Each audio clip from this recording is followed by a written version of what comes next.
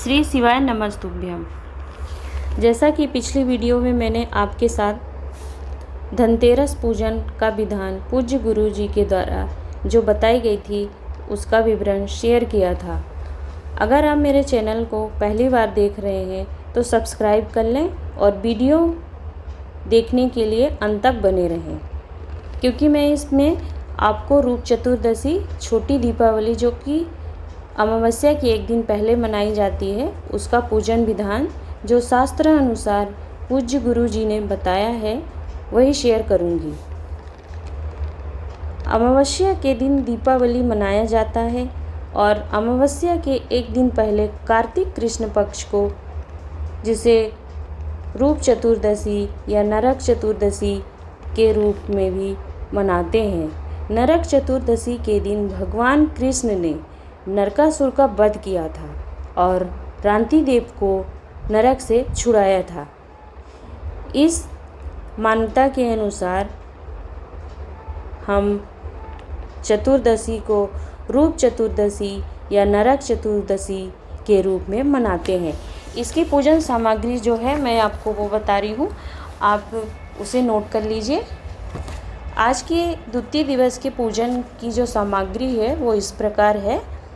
हल्दी लेना है आपको, कुमकुम, अबीर, गुलाल, मेहंदी, रोली, पुष्प, मिष्ठान, अक्षत और 2 दीपक आटे के बने हुए बड़े आकार के 2 आप आटे के दीपक बना लीजिए और उसे रख लीजिए।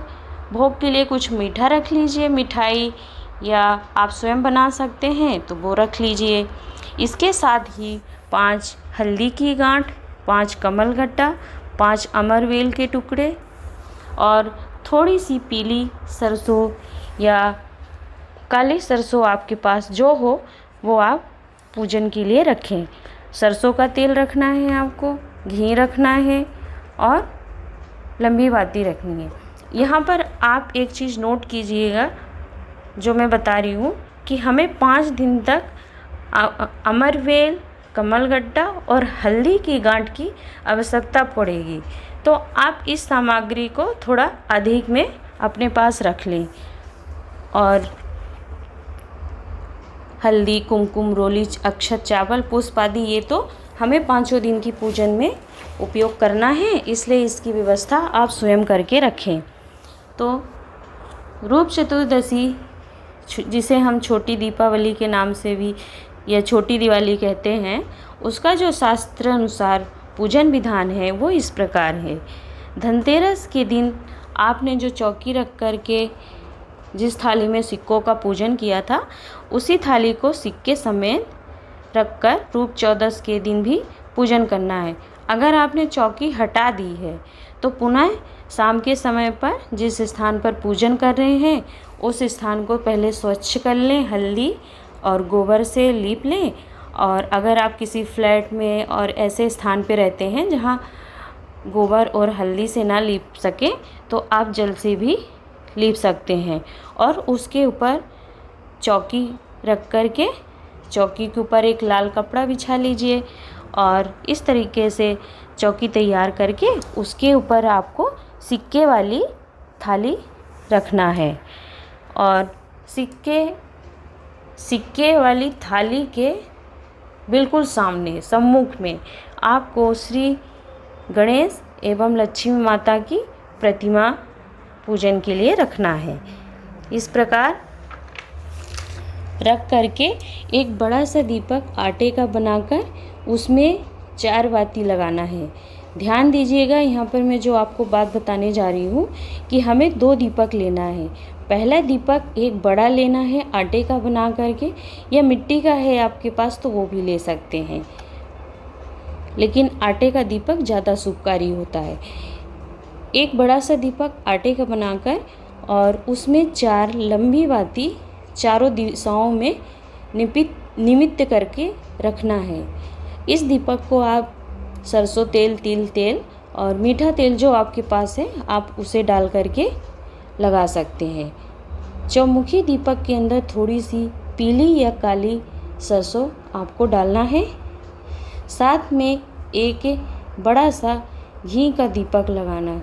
घी वाला दीपक आपको लंबी बाती का और एक ही बाती लगाकर रखना है। इन दोनों दीपों का पूजन करना है। पूजन करने के बाद आपको घी वाला दीपक माता लक्ष्मी के सीधे हाथ की तरफ रखना है और तेल वाला दीपक माता लक्ष्मी के उल्टे हाथ की तरफ रखना है।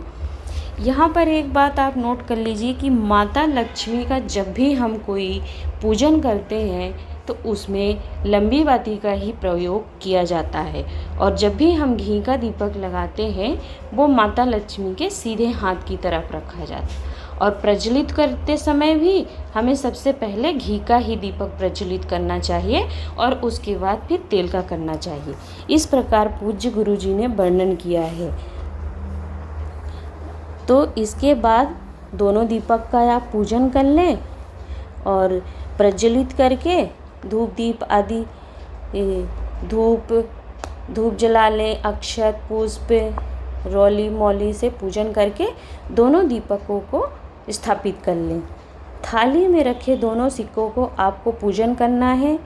पूजन उसी प्रकार करना है जैसे रोली, अबीर, गुलाल, मेहंदी, अक्षत पुष्प आदि समर्पित कर दें और साथ में आपको 5 कमल गट्टे, 5 अमरबेल के टुकड़े, 5 हल्दी की गांठ जो कि हमने ली है उन्हें भी सिक्कों के ऊपर समर्पित कर दें। फल एवं मीठा कुछ है उसको भगवान गणेश एवं माता लक्ष्मी को समर्पित करें और माता लक्ष्मी गणेश भगवान का स्मरण करते हुए भोग लगाकर उनका पूजन कर लें और घी का दीपक उठाकर उसी से माता लक्ष्मी एवं गणेश भगवान का आरती करें। आरती करके झोली फैला करके धन संपदा वैभव एवं लंबी आयु के लिए भगवान से विनती करें। इस प्रकार आपको पूजन करके अब आप यहाँ पे दो चीज़ों को बहुत ध्यान दीजिएगा कि 2 दीपक ही आपको जलाने हैं। एक 4 बत्ती का था उसमें तेल डालना था, लंबी बाती लगनी थी। दूसरा जो दीपक है चौमुखी घी का, सॉरी घी का नहीं, आपने जो लंबी बाती एक लगा करके घी वाला दीपक लगाया है उससे माता लक्ष्मी एवं गणेश भगवान की आरती कर दें और आरती करने के बाद चौमुखी दीपक अपने पूरे घर में घुमा करके द्वार पर बीचों बीच रखना है।